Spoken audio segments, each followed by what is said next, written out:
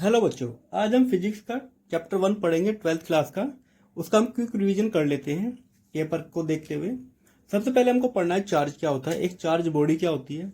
अगर एक बॉडी अपने कुछ इलेक्ट्रॉन लूज कर देती है तो उसके ऊपर पॉजिटिव चार्ज आता है, और अगर एक बॉडी इलेक्ट्रॉन को गेन करती है तो उसके ऊपर नेगेटिव चार्ज आ जाता है।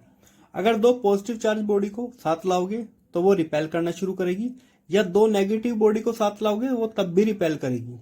मतलब दोनों तरफ अगर एक ही टाइप के चार्ज होंगे तो रिपल्शन होना, ये रिपल्शन ही होगा। ऊपर से अगर एक पॉजिटिव और एक नेगेटिव चार्ज को पास लाओगे तो वहां पे फोर्स ऑफ अट्रैक्शन लगना शुरू हो जाएगा, उन दोनों बॉडी के बीच में अट्रैक्शन लगना शुरू हो जाएगा। अब बात करते हैं कि एक बॉडी को चार्ज कैसे कर सकते हैं। अब देखो बच्चों, एक बॉडी को चार्ज करने के 3 तरीके हैं। पहला है रबिंग। जब दो बॉडी को आपस में रब करते हैं तो वहां पर फ्रिक्शन डेवलप होता है, तो जो एनर्जी वहां से रिलीज होती है वो एक बॉडी से इलेक्ट्रॉन को ट्रांसफर कर देते हैं दूसरी बॉडी पे। एग्जाम्पल के लिए एक ग्लास रोड है और यहाँ पे एक सिल्क क्लॉथ है। अब हमने जैसे इन दोनों को रब करना शुरू किया तो ग्लास रोड से इलेक्ट्रॉन सिल्क के ऊपर आना शुरू हो जाते हैं, और ग्लास रोड हमारी पॉजिटिव हो जाती है और सिल्क क्लॉथ नेगेटिव हो जाता है।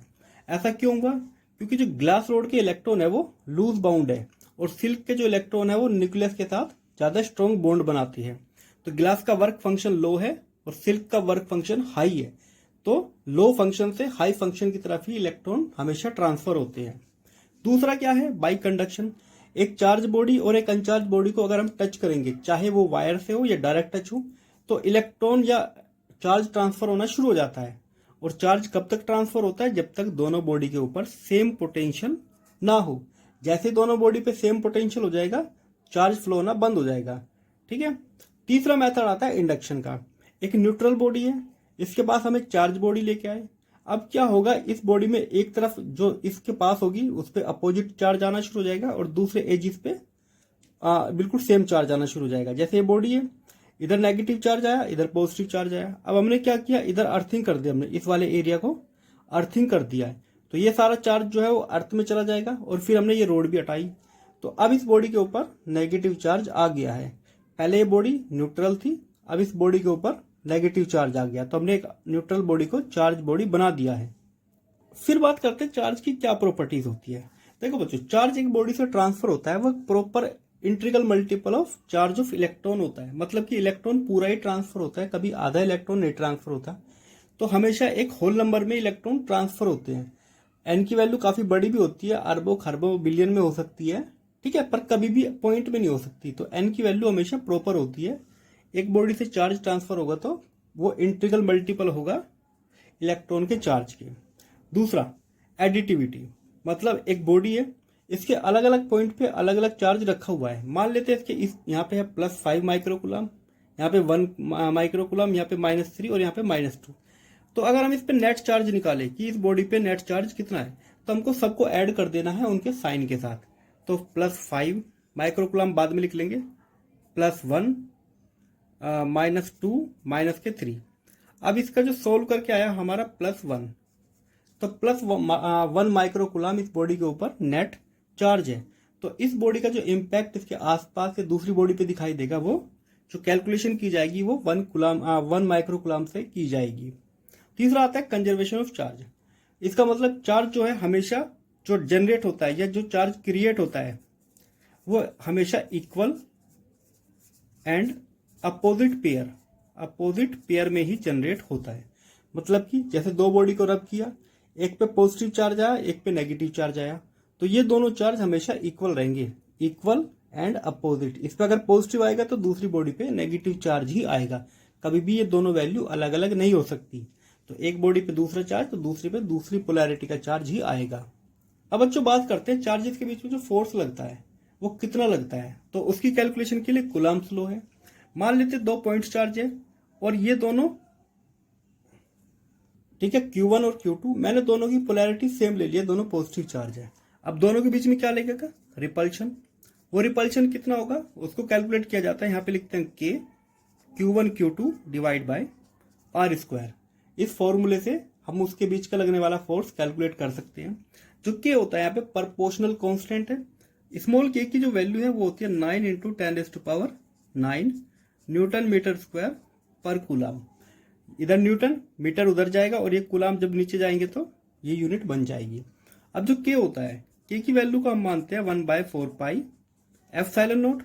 अगर के की वैल्यू यहां रखेंगे तो एप्सिलॉन नॉट की वैल्यू निकल के आती है 8.85 मल्टीप्लाई 10⁻⁻12, और जो के की यूनिट है जस्ट उससे अपोजिट यूनिट उसकी आ जाएगी। तो एप्सिलॉन नॉट क्या होता है, ये फ्री स्पेस की परमिटिविटी होती है। ठीक है, परमिटिविटी, ठीक है, ये फ्री स्पेस की परमिटिविटी होती है। और फ्री स्पेस क्या होता है, हमारा वैक्यूम। अब चलो मान लेते हैं कि एक हमने जो चार्जेस का सिस्टम है ये किसी मीडियम के अंदर रखा हुआ है, पानी हो सकता है, ग्लास हो सकता है, या कोई दूसरा मीडियम हो सकता है। तो हम उसके लिए टर्म यूज करते हैं रिलेटिव परमिटिविटी। तो रिलेटिव परमिटिविटी क्या होती है हमारी, किसी भी मीडियम की जो परमिटिविटी होती है उसको हम एयर के साथ कंपेयर करते हैं। ठीक है, तो इसको हम के भी लिखते हैं, कैपिटल के, डाइलेक्ट्रिक कांस्टेंट। अब हम मान लेते हैं कि अब देखो अगर हम इसकी वैल्यू निकालें तो ई नोट को मल्टीप्लाई कर सकते हैं के साथ। ठीक है, ये फॉर्मूला याद रखना।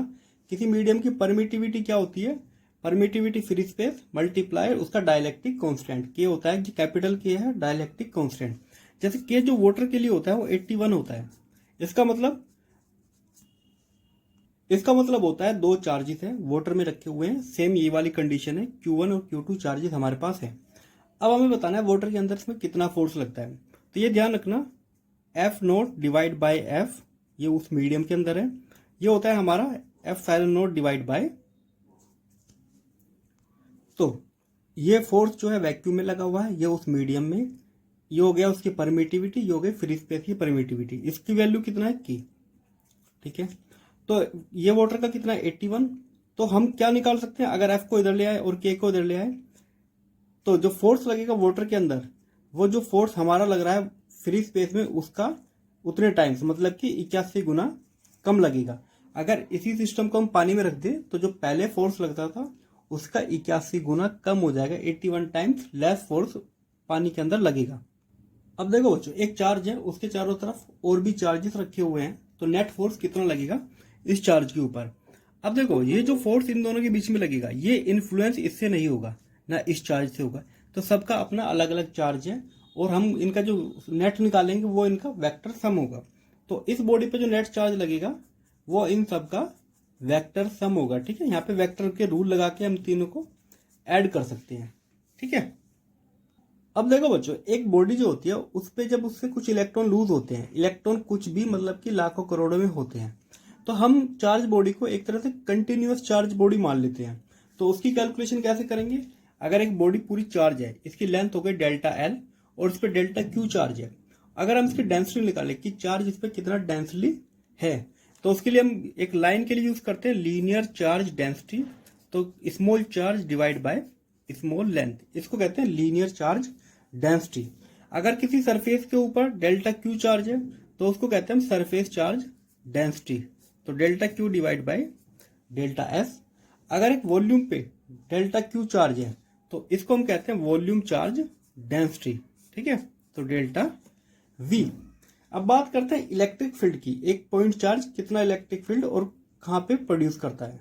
अब देखो बच्चों, हमें इलेक्ट्रिक फील्ड पता लगानी है। इलेक्ट्रिक फील्ड होती क्या है, एक चार्ज के चारों तरफ का स्पेस जहां पे वो अपना इलेक्ट्रिक फोर्स को अप्लाई कर सकता है किसी दूसरी चार्ज बॉडी में, उस स्पेस को इलेक्ट्रिक फील्ड कहते हैं। उसकी इंटेंसिटी कैसे कैलकुलेट करते हैं, मान लेते हैं एक सोर्स चार्ज है, इसकी इलेक्ट्रिक फील्ड हमको आर पॉइंट पे निकालनी है, जो आर डिस्टेंस पे है, यहाँ पे कितना इलेक्ट्रिक फील्ड इस चार्ज की है वो हमको कैलकुलेट करनी है। तो हम क्या करेंगे, स्मॉल चार्ज लेके आएंगे और यहाँ पे रख के चेक करेंगे कि इस पे कितना फोर्स लग रहा है। ठीक है, तो इस टेस्ट चार्ज पे कितना फोर्स लग रहा है। तो इलेक्ट्रिक फील्ड जो होती है हमारी, जिस पॉइंट पे हम निकालते हैं वो होती है उस पॉइंट पे कितना फोर्स लग रहा है किसी टेस्ट चार्ज पे। ठीक है, और फोर्स की अगर वैल्यू हम कैलकुलेट करें तो ये होती है 1/4 एप्सिलॉन नोट क्यू नोट, इन दोनों के बीच की डिस्टेंस आर, और इसको डिवाइड करना है हमको क्यू नोट से। तो ये निकल के आता है हमारा 1/4 epsilon naught q divide by are square. तो आर पॉइंट पे इलेक्ट्रिक फील्ड कितना होगा, इतना। हाँ, इस चार्ज को हम स्मॉल रखते हैं ताकि इसकी वजह से इसका कॉन्फ़िगरेशन ना बिगड़े, ये अपनी जगह से ना हिले।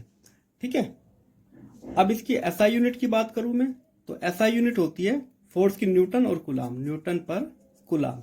ठीक, देखो जब बात करते हैं फोर्स लगाते कहते हैं, अगर मान लो हमको किसी को फोर्स लगाना हो तो हमको उसको टच करना पड़ता है, पर यहाँ पे चार्ज तो टच ही नहीं कर रहा है, इन दोनों के बीच में तो गैप है, और फिर कैसे ये एक दूसरे पे फोर्स लगा सकते हैं। तो उसका रीजन है इनके अंदर से निकलने वाली इलेक्ट्रिक फील्ड लाइन। हर चार्ज के अंदर से लाइनें निकलती हैं जिसको इलेक्ट्रिक फील्ड लाइन कहते हैं।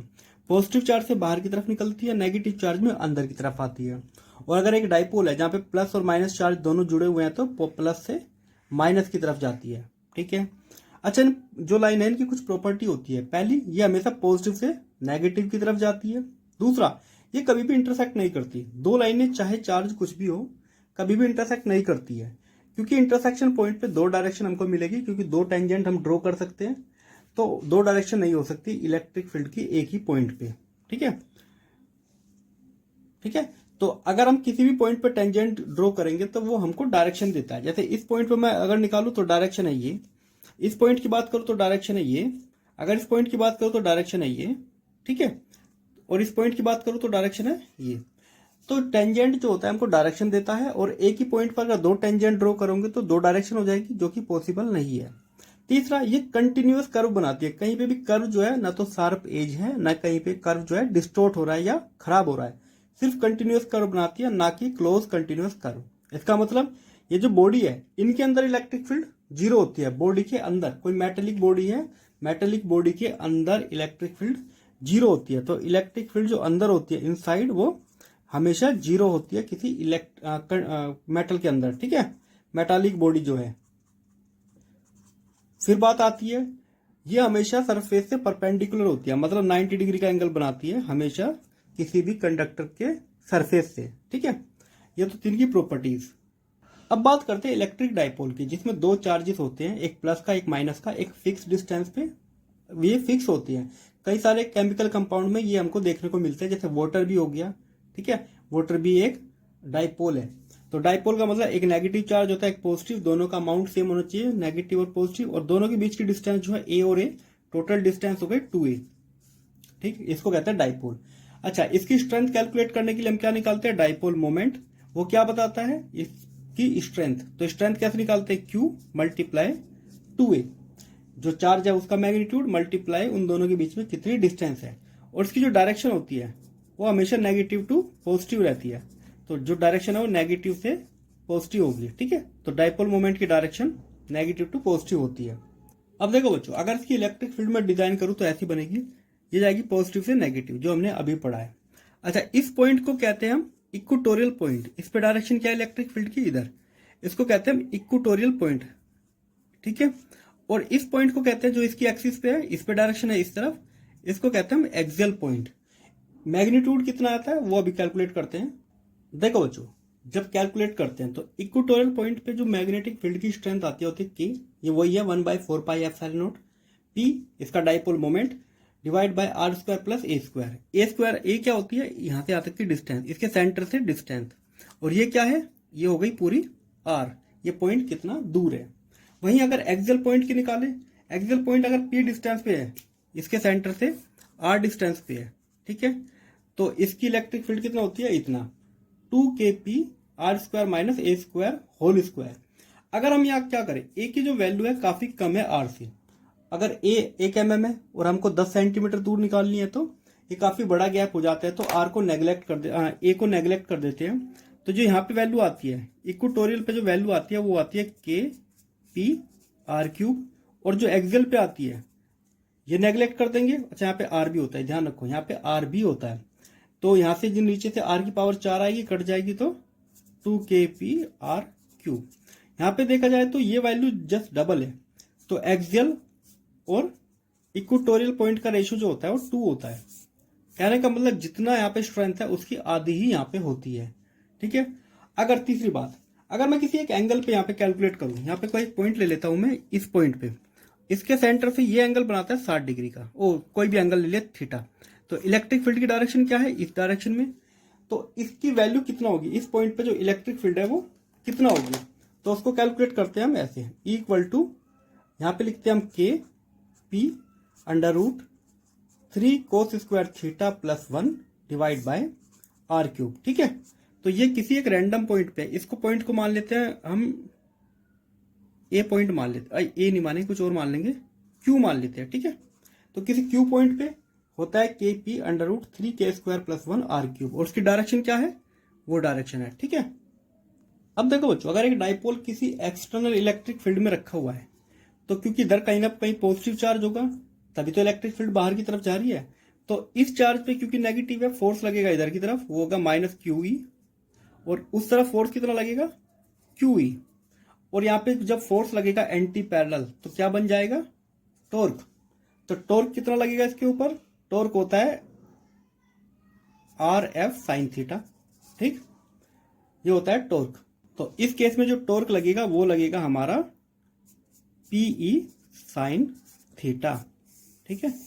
पी हो गया इसका डाइपोल मोमेंट, ई हो गई इलेक्ट्रिक फील्ड, और पी और ई के बीच में जो एंगल है उसको कहते हैं हम साइन थीटा, ठीक है। तो टॉर्क की डायरेक्शन, टॉर्क जो होता है वो परपेंडिकुलर होता है पी की डायरेक्शन से और ई की डायरेक्शन से। जैसे एंटी क्लॉकवाइज घूम रहा है तो टॉर्क की डायरेक्शन होगी ऊपर की तरफ, जब किसी चीज को एंटी क्लॉकवाइज रोटेट करते हैं तो ऊपर की तरफ डायरेक्शन आती है, ठीक है। और यहाँ पे भी पी और ई को भी हमको, देखो बच्चों, जो एनर्जी स्टोर होगी डाइपोल में, इसको रोटेट करने में जो हमारी एनर्जी खर्च होगी वो उसके अंदर स्टोर हो जाएगी। तो वो होती है, यहाँ पे लिखेंगे minus P E cos theta two minus cos theta one. जो पहले एंगल था वो और बाद का एंगल, तो बाद के एंगल में से शुरू का एंगल माइनस कर देना है और यहाँ पे आएगा माइनस के साइन। ये पोटेंशियल एनर्जी उसके अंदर स्टोर हो जाती है जब हम उसको घुमाते हैं। जैसे किसी खिलौने की चाबी घुमाते हैं ना, तो उसके अंदर एनर्जी स्टोर हो जाती है, और जैसे हम इसको छोड़ते हैं तो चाबी अपनी पुरानी पोजीशन में आती है। उस वजह से ही वो गाड़ी चलना शुरू हो जाती है, जो हमने एनर्जी दी है उसी एनर्जी का यूज करके। अब देखो बच्चों, हमको इलेक्ट्रोस्टैटिक पोटेंशियल एनर्जी बतानी है इस चार्ज की, मतलब इस चार्ज की एनर्जी यहाँ पे कितना है, यहाँ पे कितना है। तो इसकी कैलकुलेशन के लिए हम क्या करेंगे, किसी एक टेस्ट चार्ज को इसी डायरेक्शन में लेके आएंगे, बिल्कुल अपोजिट डायरेक्शन में। तो जितनी एनर्जी हमारी खर्च होगी ए और बी के बीच में, तो हम बता सकते हैं ए और बी के बीच में उतना एनर्जी का डिफरेंस है, ठीक है। तो एनर्जी को हमेशा ऐसे कैलकुलेट करते हैं, विपरीत डायरेक्शन में वर्क करके। तो हम एक चार्ज को लेके आते हैं और हम स्मॉल डिस्टेंस लेके आते हैं, ठीक है। और अगर हमको पूरा ही निकाल लो, यहाँ पे एनर्जी कितना है यू बी और यहाँ पे यू ए। तो जो हमारा वर्क डन होगा, जो total amount of work done होगा ए से बी तक लाने में, वो होगा, इंटीग्रेट करना है हमको, जो फोर्स लग रहा है एक्सटर्नल वो डॉट डी आर, ठीक है। तो हम एक्सटर्नल फोर्स लगा के मान लेते डी आर तक ले आए, उसको इंटीग्रेट करना है हमको ए से लेके बी तक, जिस पॉइंट तक लेके जा रहे हैं। पर हमें यहाँ पे एक्सटर्नल फोर्स उतना ही लगाना है जितना इलेक्ट्रिक फोर्स लगा हुआ है, ठीक है, ताकि हमारा चार्ज एक्सेलरेट ना हो। तो हाँ, ये विपरीत डायरेक्शन में है, तो एफ एक्सटर्नल की जगह हम क्या लिख सकते हैं, minus F E dot d r A से लेके बी तक। इसी को कहते हैं पोटेंशियल एनर्जी होना, ठीक है। इसी को कहते हैं डब्ल्यू ए बी को, potential energy at B minus potential energy at A, कि यहाँ पे पोटेंशियल एनर्जी कितना है और यहाँ पे कितना है। इन दोनों का डिफरेंस ही हमको बताएगा हमने कितना वर्क डन किया है, ठीक। अगर हम चार्ज, जो हमारा जो चार्ज है वो +1 कूलाम है, अगर हम 1 कूलाम चार्ज लेके आए तो हमको इस पूरी इक्वेशन को डिवाइड करना होगा, किससे, क्यू से। तो ये हो जाएगा हमारा U B minus U A divide by Q. इसी को कहते हैं हम V B minus V A, और इसी को कहते हैं हम इलेक्ट्रोस्टैटिक पोटेंशियल, इलेक्ट्रिक पोटेंशियल या इलेक्ट्रोस्टैटिक पोटेंशियल इसी को कहते हैं, ठीक है। तो जब हम 1 कूलाम चार्ज को लेके आते हैं तो 2 पॉइंट्स के बीच में जो एनर्जी हमारी खर्च होती है उसी को हम पोटेंशियल कहते हैं, उन दोनों के बीच का पोटेंशियल डिफरेंस। अब देखो बच्चों, अगर एक पॉइंट इन्फिनिटी मान लूँ मैं, ठीक है, मान लेते ए जो है इन्फिनिटी है, इन्फिनिटी पे एनर्जी जो होती है जीरो होती है, इन्फिनिटी पे कोई फोर्स नहीं लगता तो जीरो हो गई। तो अगर हम इस इक्वेशन में रखें कि हम वर्क डन कर रहे हैं इन्फिनिटी से बी तक किसी क्यू चार्ज को लाने के लिए, तो जब एनर्जी जीरो होगी ए पॉइंट पे तो उसका पोटेंशियल भी जीरो होगा, तो ये हो जाएगा हमारा वी बी। तो वी बी, अगर हमें यहाँ पे इस पॉइंट पे पोटेंशियल निकालना है तो हम क्या करेंगे, इन्फिनिटी से 1 कूलाम चार्ज को बी पे ला के रखने में जितनी एनर्जी हमारी खर्च हो रही है उसी को कहेंगे हम उस पॉइंट का पोटेंशियल। देखो दोस्तों, अब हम पोटेंशियल का फॉर्मूला बनाते हैं कैसे। एक सोर्स चार्ज है, अब हम इन्फिनिटी से 1 कूलाम चार्ज को पी पे ला के रखते हैं, ठीक है। तो जो हमारी एनर्जी खर्च होगी वो इस पी पॉइंट का पोटेंशियल होगा, समझे। इन्फिनिटी से 1 कूलाम चार्ज को यहाँ तक लाने में तो वो वाली वैल्यू क्या होगी पी पॉइंट पे, के सोर्स चार्ज जो हमारा वो डिवाइड बाय आर। तो उसका फॉर्मूला होता है ये, के की वैल्यू वही है हमें जो 1/4 पाई एप्सिलॉन नॉट, ठीक है, याद रखना। अब देखो बच्चों, इस पी पॉइंट पे हमको 1 कूलाम चार्ज ला के रखना है, कहीं से भी ला के रखो, इन्फिनिटी से ला के रखना है। इनके चारों तरफ जो चार्ज है Q1 Q2 Q3 ये R1 R2 R3 के डिस्टेंस पे है। तो टोटल कितना पोटेंशियल मतलब टोटल कितनी एनर्जी खर्च करनी पड़ेगी, क्योंकि हम 1 कूलम चार्ज को लेके आ रहे हैं। तो टोटल पोटेंशियल हो जाएगा, सबको ऐड कर देना है हमको कि देखो K तो सबके पास है, ठीक। यहाँ पे हम क्या लिखेंगे, Q1 R1 Q2 R2 Q3 R3। और अगर चार्जेस बढ़ते जा रहे हैं तो बस डैश डैश लगा के हमको सबको ऐड करके लिख देना है। दूसरी बात ध्यान रखना, यहाँ पे चार्ज का साइन होना चाहिए, जो पॉजिटिव है पॉजिटिव रहेगा, जो नेगेटिव है वो नेगेटिव रहेगा। तो चार्जेस उनके साथ रखने हैं, ठीक। अब देखो बच्चों, डाइपोल है, minus Q charge plus Q charge, और इससे एक एंगल पे, इसके सेंटर से एक एंगल थीटा पे कोई पॉइंट है P R डिस्टेंस पे, इस पॉइंट पे कितना पोटेंशियल होगा वो हमको कैलकुलेट करना है। मतलब इन्फिनिटी से किसी +1 कूलम चार्ज को यहाँ पे ला के रखेंगे तो कितनी एनर्जी खर्च करनी पड़ेगी। तो उसकी वैल्यू होती है ये P cos theta K divide by R²।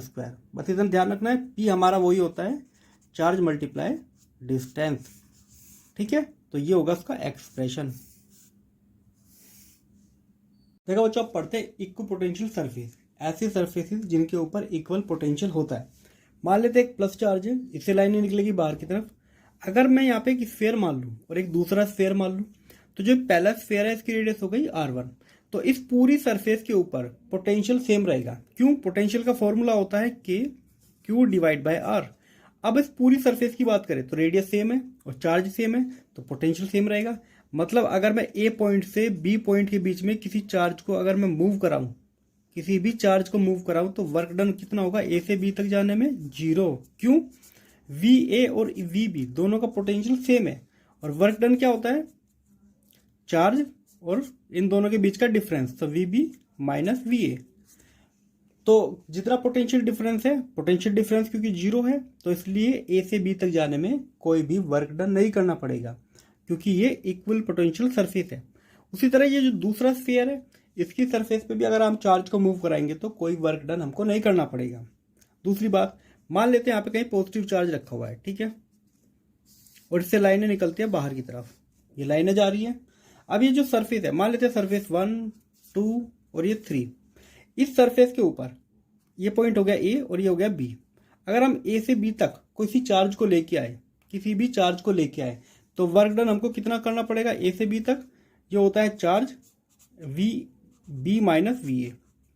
क्योंकि यहाँ पे देखो, इस चार्ज से A पॉइंट भी उतना ही दूर है, B पॉइंट भी उतना ही दूर है, तो रेडियस भी सेम है और चार्ज भी सेम है। तो A और B के बीच में वर्क डन कितना आएगा? 0। तो VA इक्वल टू VB, तो वर्क डन हो जाएगा A से B तक आने में 0, ठीक है। तो इसके ऊपर आप चार्ज को कहीं भी घुमाओ, वर्क डन हमेशा 0 रहेगा। दूसरी बात, वर्क डन कब करना पड़ता है? जब हम इस इलेक्ट्रिक फील्ड के साथ जा रहे हो। अगर हम इससे इधर की तरफ जाएंगे तो तब हमको वर्क करना पड़ेगा, क्योंकि हम इलेक्ट्रिक फील्ड में या तो उसकी डायरेक्शन में जा रहे हैं या अपोजिट डायरेक्शन में जा रही है। पर अगर हम परपेंडिकुलर मूव करते हैं तो वर्क डन 0 होता है। नॉर्मली वर्क डन क्या होता है? EDL, ठीक है, EDL कोस थीटा। ई हमने इसलिए लिया है, फोर्स क्यों नहीं लिया? क्योंकि चार्ज हम 1 मान रहे हैं। तो फोर्स क्या होता है? अगर हम QE, अगर चार्ज 1 मान ले तो फोर्स और इलेक्ट्रिक फील्ड इक्वल ही मान के चलते हैं। इन दोनों के बीच में एंगल कितना है? हम चार्ज को मूव करा रहे हैं ऐसे और इलेक्ट्रिक फील्ड जा रही है ऐसे, तो 90 डिग्री एंगल बन रहा है ना, और cos 90 कितना होता है? 0। तो वर्क डन करना पड़ेगा 0। इसीलिए हम कहते हैं कि इक्वल पोटेंशियल सरफेस जो होती है उस पर अगर किसी चार्ज को मूव कराओगे तो कोई वर्क डन हमको नहीं करना पड़ेगा, ठीक है, इसलिए वो इक्व पोटेंशियल सरफेस है। देखो बच्चों, अब यहाँ पे हमारे पास 2 प्लेट्स हैं, A और B। A का VA का पोटेंशियल है VA और B का पोटेंशियल है VB। क्योंकि VA जो प्लेट है वो पास में रखी हुई है तो उसका पोटेंशियल ज्यादा होना चाहिए VB से, ठीक है। चार्ज से इलेक्ट्रिक फील्ड निकल रही है, राइट की तरफ जा रही है। अब एक बात ध्यान रखो, मान लेते हैं हम यहाँ पे वर्क डन करते हैं, इलेक्ट्रिक फील्ड में हम इलेक्ट्रिक फील्ड के अपोजिट डायरेक्शन में आते हैं, तो कितना वर्क डन करना पड़ेगा हमको? B से A तक आने में हम इलेक्ट्रिक फील्ड के अपोजिट डायरेक्शन में आ रहे हैं, और कितना हमने डिस्टेंस कवर की है? इतना। वर्क डन क्या होता है? Force multiply distance. अब हम हमने फोर्स की जगह E क्यों लिया है? क्योंकि जो चार्ज हमारा है वो 1 कूलम है, ठीक, इसलिए जो फोर्स होता है Q और E हमने खाली E ले लिया। उसी तरह अगर हम वर्क डन BA की बात करें तो पोटेंशियल का डिफरेंस कितना है यहाँ पे? VA minus VB। अच्छा, इसको मान लेते हैं हम डेल्टा वी, ठीक है, डेल्टा वी मानो या डेल्टा आर मानो, ठीक है, मतलब कि स्मॉल डिफरेंस है दोनों प्लेट के बीच में। अब दोनों ही वर्क डन को दिखा रहे हैं तो इसका मतलब ये दोनों वैल्यू बराबर है, तो माइनस ई डी आर बराबर है डीवी के। अच्छा, यहाँ पे डीवी आएगा तो इसका मतलब ई आ जाएगा हमारा माइनस के D V divide by D R. इसी को कहते हैं पोटेंशियल ग्रेडियंट। पोटेंशियल ग्रेडियंट, इसको ध्यान रखना, इसके ऊपर क्वेश्चन आते हैं इस डायरेक्ट रिलेशन के ऊपर, ठीक है। पोटेंशियल ग्रेडियंट का मतलब पोटेंशियल, जैसे जैसे हम इलेक्ट्रिक फील्ड में जा रहे हैं तो पोटेंशियल, क्योंकि हम इलेक्ट्रिक फील्ड में आगे की तरफ जाएंगे तो पोटेंशियल कम होता रहेगा, इसलिए यहाँ पे नेगेटिव साइन आया, ठीक है। जैसे जैसे आप आगे बढ़ोगे तो पोटेंशियल की वैल्यू कम होती रहेगी। अब देखो बच्चों, एक चार्ज हमारे पास Q1 है और एक चार्ज हम इन्फिनिटी से यहां तक लेके आए हैं। इन दोनों के बीच में डिस्टेंस कितना होगी R, मतलब कि इसके R डिस्टेंस पे एक चार्ज को लेके आए हैं, ठीक है। अब हमें इनको होल्ड करके रखने में यहाँ पे हमको एनर्जी खर्च करनी पड़ेगी, क्योंकि दोनों चार्ज एक दूसरे को रिपेल कर रहे हैं, सेम नेचर के चार्ज है। तो कितनी एनर्जी हमको खर्च करनी पड़ेगी इसको इन्फिनिटी से लाके यहाँ पे रखने में, वो इसके अंदर as a potential energy save हो जाएगी। तो वो क्या होती है, वो होता है work done equal to potential energy. तो उसको लिखेंगे 1/4 pi epsilon naught Q1 Q2 divide by R। ये एज ए पोटेंशियल एनर्जी इसके अंदर सेव हो जाएगी। अब देखो बच्चों, अगर यही सिस्टम ऑफ चार्जेस किसी एक्सटर्नल इलेक्ट्रिक फील्ड में रखा हुआ है तब इसकी पोटेंशियल एनर्जी कितना हो जाएगी। एक तो इनकी खुद की पोटेंशियल एनर्जी है इन दोनों की, दूसरा ये इलेक्ट्रिक फील्ड में रखे हुए हैं उसकी एनर्जी कितना आएगी। मान लेते हैं इस पॉइंट पे पोटेंशियल V1 है और इस पे V2 है, तो टोटल अब पोटेंशियल एनर्जी कितना हो जाएगी। एक तो पहले से इन पे जो थी 1/4 pi epsilon naught Q1 Q2 divide by R plus, अब देखो इस पे आ जाएगी Q1 V1 Q2 V2, क्योंकि ये एक्सटर्नल इलेक्ट्रिक फील्ड में किस पोटेंशियल पे रखे हुए हैं। तो टोटल इस पूरे सिस्टम के अंदर क्या आ जाएगी, इतना एनर्जी स्टोर हो जाएगी। देखो बच्चों, पढ़ते हैं इलेक्ट्रिक फ्लक्स के बारे में। फ्लक्स क्या होता है, कितने एरिया से कितनी लाइनें पास हो रही है उसको फ्लक्स कहते हैं। कि कोई गिवन एरिया है उससे कितनी इलेक्ट्रिक लाइंस पास हो रही है वो इलेक्ट्रिक फ्लक्स होता है। मान लेते हैं स्मॉल एरिया है डेल्टा एस और से इलेक्ट्रिक फील्ड पास हो रही है और ये इस एरिया के साथ एंगल कितना बना रही है, थीटा। एरिया वेक्टर क्या होता है, हमेशा परपेंडिकुलर होता है उस प्लेन से, ठीक है। जैसे पेपर है, पेपर का नॉर्मल वेक्टर क्या होगा, ऊपर की तरफ। अब कितना फ्लक्स पास हो रहा है, मान लेते हैं डेल्टा ये, तो इसको लिखते हैं हम ई डॉट डेल्टा एस, या इसको हम लिख सकते हैं E d s cos theta. इन दोनों के बीच में कितना एंगल है। अच्छा, अगर यहाँ पे जो एरिया है वो काफी छोटा लिया हुआ है हमने, तो यहाँ पे इंटीग्रेट का सारा भी ले सकते हैं ओवरऑल फ्लक्स को कैलकुलेट करने के लिए। कोई एक बंद बॉडी है, ठीक है, कोई जैसे स्फेयर हो सकता है या कोई क्यूब हो सकता है, कोई क्यूबॉइड हो सकता है, तो उसका अगर टोटल फ्लक्स हमको निकालना है तो निकालेंगे ऐसे। यहाँ पे इसका सिंबल है क्लोज लूप के लिए या क्लोज सरफेस के लिए, ठीक है। तो इसको लिखेंगे delta S E d s cos theta. तो ये फॉर्मूला हमको यूज करना है। इसकी यूनिट होती है न्यूटन मीटर स्क्वायर पर कुलाम स्क्वायर, और ये एक स्केलर क्वांटिटी होती है। अब बात करते हैं गॉस लॉ की। देखो बच्चों, गॉस लॉ ने क्या कहा था, कोई सरफेस है, अगर उसके सेंटर या उसके अंदर कोई चार्ज है तो इस पूरी क्लोज सरफेस पे, क्लोज सरफेस का मतलब यहाँ पे स्फीयर हो सकता है, कोई बंद आकृति की बात कर रहा हूं मैं, ठीक है, कोई प्लेन नहीं, कोई बंद आकृति। तो टोटल जो फ्लक्स पास होगा, उन्होंने कहा था कि जो टोटल फ्लक्स पास होता है, मतलब कि इसको हम क्या लिखते हैं, E d s cos theta, वो यहाँ पे इक्वल होता है जो चार्ज इसके अंदर है वो divide by epsilon not. Inside जो चार्ज है डिवाइड बाय एप्सिलॉन नॉट। तो जो फ्लक्स होता है, जितनी लाइनें पास इससे होगी वो हम ऐसे लिख सकते हैं, इसके अंदर जितना चार्ज है वो डिवाइड बाय एप्सिलॉन नॉट। अब हमें क्या करना है, इसको प्रूव करके बताना है, ठीक है। अभी हमको ये वाली क्वांटिटी लेनी है और उसको प्रूव करके बताना है क्या ये आता है। तो हम क्या करते हैं, ई को बाहर ले लेते हैं, ठीक। अब यहां पे आ जाएगा डीएस। अच्छा, दूसरी बात देखो, इस फिगर में नॉर्मल और इलेक्ट्रिक फील्ड के बीच में कितना एंगल बन रहा है, 0 डिग्री का, और कोस 0 क्या होता है 1, तो इसलिए हम उसको लेते ही नहीं। ये होता है हमारा फ्लक्स, ठीक है, इधर लिख लिया मैं। अगर हम यहाँ पे बात करें इस पॉइंट पर कितनी इलेक्ट्रिक फील्ड होगी, r डिस्टेंस पे है तो 1/4 pi epsilon not Q divide by R square. और अगर हम स्फीयर जो है, ये स्मॉल एरिया था ds, अगर हम इंटीग्रेट करें पूरे स्फीयर के लिए, पूरे स्फीयर का एरिया कितना होता है 4 पाई R स्क्वायर। तो 4 पाई से 4 पाई कट, R से R कट, इधर क्या बचे Q divide by epsilon not. इधर आ गया हमारा फ्लक्स। तो फ्लक्स किसके इक्वल होता है, Q divide by epsilon not, तो यही तो कहा था इन्होंने। और इनका मतलब जो चार्ज इनसाइड है, तो इनसाइड ही तो है क्यू चार्ज, ठीक है। अब इसकी वेरिफिकेशन करते हैं। अब देखो बच्चों, वेरिफिकेशन में क्या करते हैं, इन्होंने कहा जो चार्ज अंदर होता है ना किसी क्लोज बॉडी के, वो ही उस बॉडी से फ्लक्स पास कर सकता है। अगर अंदर चार्ज नहीं है तो फ्लक्स भी जीरो होना चाहिए। अब इधर लेफ्ट से इलेक्ट्रिक फील्ड आते हैं, राइट से निकल जाते हैं इस सिलेंडर के अंदर, इसके अंदर कोई भी चार्ज नहीं है, तो इसका मतलब इसके अंदर जो इसका नेट फ्लक्स होगा वो जीरो होना चाहिए, ठीक। बात करते हैं सरफेस एरिया 1 की, 2 की और 3 सरफेस है, ये दोनों इक्वल है, ठीक है। S1 और S2 इक्वल है, तो S1 इक्वल टू S2 को मान लिया मैंने S। इसकी बात करते हैं, इससे जो फ्लक्स पास होता है मान लेते हैं 1, ये 2 और इससे 3, तो टोटल जो फ्लक्स पास होगा इन तीनों को ऐड कर देना है। तो पहला निकालेंगे, ये होता है E S कोस थीटा, इन दोनों के बीच में कितना एंगल बन रहा है, कोस 180, और कोस 180 कितना होता है -1, तो ये फ्लक्स हो जाएगा -ES। 2 निकालेंगे, इनमें दोनों के बीच में 0 डिग्री एंगल है और कोस 0 कितना होता है 1, तो फ्लक्स हो जाएगा इसमें कोस 0 मतलब कि ES। अगर थर्ड में निकाले तो E, ये है हमारा S3, और इनके बीच में एंगल कितना है, नॉर्मल इधर है, इलेक्ट्रिक फील्ड जैसे जा रही है तो एंगल बना हुआ है 90 डिग्री, तो कोस 90 कितना होता है 0, तो 0।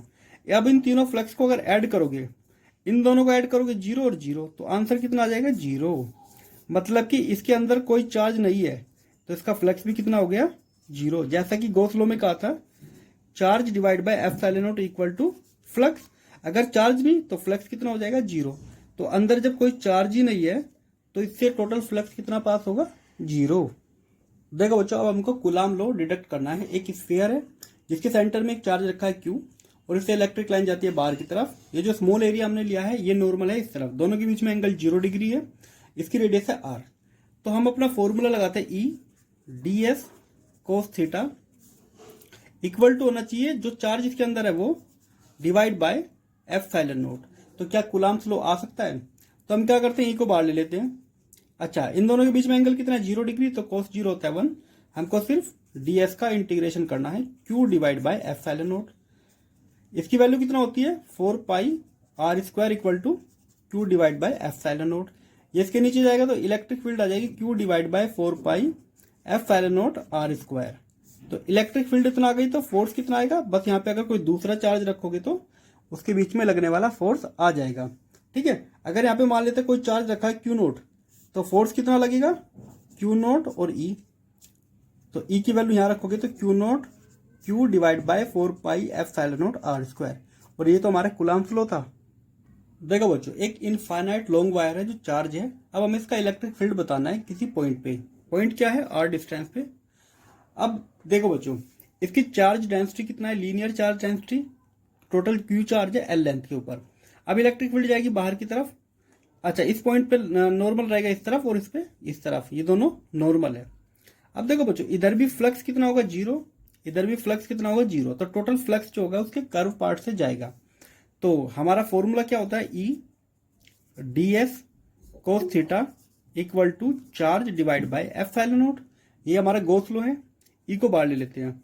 अच्छा, दोनों के बीच में एंगल कितना है, देखो ये वाला नॉर्मल भी इस तरफ जाएगा, तो 0 डिग्री एंगल है तो ये 1 हो जाएगा।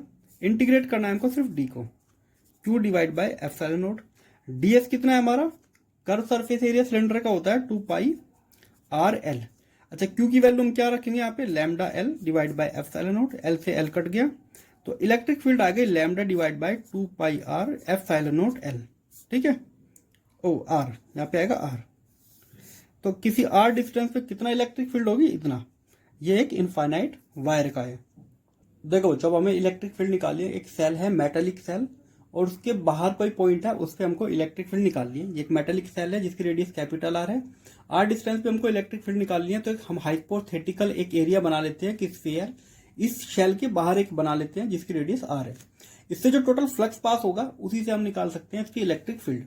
दोनों सेम डायरेक्शन में है तो एंगल हो जाएगा 0 डिग्री। अपना वही फॉर्मूला लगाएंगे, E ds कोस 0 इक्वल टू टोटल चार्ज इसके अंदर कितना है वो हम मान लेते हैं Q divide by epsilon not. अच्छा, इसके ऊपर चार्ज है, इसकी अगर हम डेंसिटी निकालें तो इसकी डेंसिटी आएगी हमारी, जो सरफेस चार्ज डेंसिटी होती है वो होती है charge divide by area 4 pi capital R square, ठीक है। अब यहाँ फॉर्मूला रखते हैं, ई को बाहर ले लेंगे, एरिया कितना है इसका वो ले लेंगे हम 4 पाई आर स्क्वायर, क्योंकि हम बड़े स्फीयर में मान के चल रहे हैं, क्योंकि वैल्यू यहां से लिखेंगे sigma 4 pi R square divide by epsilon naught. अब देखो बच्चों 4 पाई से 4 पाई कट, ये जाएगा इसके डिनोमिनेटर में, तो ई की जो वैल्यू है ये आ जाएगी sigma divide by epsilon naught R square divide by are square. ठीक है। अगर हमारा आर इक्वल टू आर ले लें हम कि सरफेस पे इलेक्ट्रिक फील्ड कितना है, तो इलेक्ट्रिक फील्ड सरफेस पे कितना आएगी, यहां पे भी अगर हम कैपिटल आर रखेंगे तो sigma divide by epsilon not. तो किसी बॉडी के सरफेस पे जो इलेक्ट्रिक फील्ड होती है, जिस पे चार्ज होती है, वो होती है sigma divide by epsilon not. अच्छा दूसरी बात, हम मान के चलेंगे कि इसका ओवरऑल जो चार्ज है वो सेंटर पे कंसंट्रेट है। चार्ज वैसे सरफेस पे है, पर कैलकुलेशन जब करते हैं तो सेंटर पे सारा चार्ज मान के कैलकुलेशन करते हैं। दूसरा पार्ट इसमें आते हैं, अगर शेल के अंदर देखें, अब देखो सारा चार्ज तो बाहर है, तो सेल के अंदर जो चार्ज है वो 0 है, तो इसके अंदर इलेक्ट्रिक फील्ड कितना होगी 0, क्योंकि यहाँ पे 0 रखोगे तो ओवरऑल 0 हो जाएगा। तो शेल के बाहर इलेक्ट्रिक फील्ड होती है, सेल की सरफेस पे होती है, पर अंदर 0 होती है, और सरफेस पे कितना होती है इतना, ये याद रखना काफी इंपॉर्टेंट है। देखो जो अब करते हैं, हमारे पास थिन इनफाइनाइट शीट है जिसके ऊपर चार्ज है। अब इसकी इलेक्ट्रिक फील्ड कितना होती है वो हमको कैलकुलेट करनी है। इसकी डेंसिटी कितना है Q डिवाइड बाय, ये स्मॉल हमने एरिया ले लिया है ds। ठीक है, दोनों सेम डायरेक्शन में, इधर भी सेम डायरेक्शन में, क्योंकि इससे इलेक्ट्रिक फील्ड दोनों डायरेक्शन में निकलेगी, तो और दोनों सेम है, तो जो टोटल फ्लक्स निकलेगा वो निकलेगा 2E, और यहाँ पे लिखेंगे हम ds।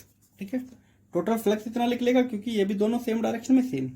अच्छा फ्लक्स किसके इक्वल होता है, charge inside divide by epsilon not, क्योंकि वैल्यू यहां से लिखेंगे ds इधर आ जाएगा, तो 2E ds equal to sigma ds divide by epsilon naught. ds से ds काट देंगे तो इलेक्ट्रिक फील्ड आ जाएगी sigma divide bye 2 epsilon not. अगर हमारे पास एक पतली थिन शीट है तो उसके सरफेस से इलेक्ट्रिक फील्ड कितना निकलेगी इतना। अब देखो बच्चों, एक थिक शीट है, थोड़ी मोटी शीट है, उससे क्या है कि दोनों तरफ उसके चार्ज है, दोनों सरफेस के ऊपर चार्ज है, दोनों पे सेम चार्ज डेंसिटी है, तो इधर इलेक्ट्रिक फील्ड निकलेगी E1 पीछे वाले सरफेस की वजह से, और इस सरफेस की वजह से E2। उसी तरह पीछे वाले सरफेस पे दोनों सरफेस की वजह से इलेक्ट्रिक फील्ड E1 और E2 निकलेगी। वैसे E1 और E2 सेम ही है, तो यहाँ पे जो टोटल इलेक्ट्रिक फील्ड निकलेगी वो निकलेगी E1 प्लस E2। तो टोटल इलेक्ट्रिक फील्ड आ गई। किसी सरफेस से इलेक्ट्रिक फील्ड कितना निकलती है अभी हमने कैलकुलेट की, अगर जो शीट है वो पतली है तो 2 एप्सिलॉन नॉट प्लस E2 की वैल्यू क्या आएगी, ये भी सेम वैल्यू आएगी, क्योंकि तो ये दोनों को ऐड करेंगे तो सिग्मा एप्सिलॉन नॉट। तो किसी थिक शीट से कितना इलेक्ट्रिक फील्ड निकलती है, sigma divide by epsilon naught. ये वाला सरफेस इतनी इलेक्ट्रिक फील्ड देगा, पीछे वाला सरफेस इस तरफ कितनी इलेक्ट्रिक फील्ड देगा इतना, जब दोनों को ऐड करेंगे तो ये, तो इधर भी कितनी इलेक्ट्रिक फील्ड निकलेगी इतना, और दूसरी तरफ भी इलेक्ट्रिक फील्ड कितना निकलेगी इतना। तो समझो कोई एक सरफेस है तो उससे टोटल इलेक्ट्रिक फील्ड निकलती है इतना। देखो दोस्तों, अगर दो पतली शीट को सामने से रख दे बिल्कुल पैरेलल, और दोनों के पास यहाँ पे चार्ज है पॉजिटिव चार्ज, पर क्योंकि इसके पास जो डेंसिटी है चार्ज जो ज्यादा है इससे, तो इसकी इलेक्ट्रिक फील्ड स्ट्रॉन्ग होगी as compare to this one. अगर हम इस रीजन में माने, पहले रीजन में टोटल इलेक्ट्रिक फील्ड कितना होगी, तो हमको क्या करना है, दोनों को ऐड कर देना है, तो sigma 1 2 epsilon not plus sigma 1 2 epsilon not. अच्छा ये बात ध्यान रखना कि दोनों की डायरेक्शन नेगेटिव है, तो नेगेटिव हम लगा लेंगे 2 सिग्मा 2। इसको हम ऐसे भी लिख सकते हैं minus sigma 1 plus sigma 2 divide by 2 epsilon not. ठीक है, रीजन सेकंड की बात करते हैं, E1 जा रही है राइट में और ये लेफ्ट में, तो टोटल इलेक्ट्रिक फील्ड आ जाएगी E1 माइनस E2, तो ये आ जाएगा sigma 1 minus sigma 2 divide by 2 epsilon not. तो सेकंड रीजन में कितना इलेक्ट्रिक फील्ड आएगी इतना। अगर मैं बात करूं थर्ड रीजन की, इसमें दोनों ही राइट तरफ है तो दोनों फिर ऐड हो जाएगी, sigma 1 plus sigma 2 divide by 2 epsilon not. तो ये आ जाएगी थर्ड रीजन के अंदर हमारी। अब दूसरी बात करते हैं, अगर एक प्लेट पे पॉजिटिव रखे और एक पे नेगेटिव। देखो दोस्तों, अगर हम एक प्लेट पे पॉजिटिव चार्ज रखें और एक पे नेगेटिव, और दोनों की डेंसिटी सेम हो, तो हमारे फॉर्मूले कैसे बदल जाएगी। तो जो लेफ्ट का रीजन है फर्स्ट रीजन, इसमें इलेक्ट्रिक फील्ड कितना आएगी, यहाँ पे वैल्यू रखते हैं, यहाँ पे क्या रखेंगे minus sigma divide bye 2 epsilon not, तो ये हो जाएगा 0, अंदर हो गया 0, मतलब लेफ्ट पोर्शन में कोई इलेक्ट्रिक फील्ड नहीं होगी। सेकंड की बात करते हैं, सेकंड में यहाँ पे रखेंगे तो सिग्मा, तो यहाँ पे वैल्यू रखते हैं, यहाँ पे minus sigma divide bye 2 epsilon not, तो दोनों ऐड हो जाएंगे तो आ जाएगा sigma divide by epsilon not. उसी तरह थर्ड रीजन की बात करते हैं, यहाँ पे रखेंगे sigma minus sigma divide bye 2 epsilon not मतलब कि 0। तो समझो यहाँ पे इलेक्ट्रिक फील्ड 0, लेफ्ट में इलेक्ट्रिक फील्ड 0 और यहाँ पे सिर्फ इलेक्ट्रिक फील्ड कितना आएगी sigma divide by epsilon not, वो भी इस तरफ प्लस से माइनस की तरफ। ये काफी इंपॉर्टेंट कंसेप्ट है कैपेसिटर के लिए। तो ये इसमें कैपेसिटर जब हम पैरेलल प्लेट कैपेसिटर पढ़ेंगे तो इलेक्ट्रिक फील्ड उसके अंदर कितना होती है sigma divide by epsilon not. इसके साथ ही चैप्टर खत्म हो गया, आगे मिलते हैं कैपेसिटर चैप्टर में। ठीक है बच्चों, ये था हमारा क्विक रिवीजन। अब मिलेंगे कैपेसिटर वाले चैप्टर में।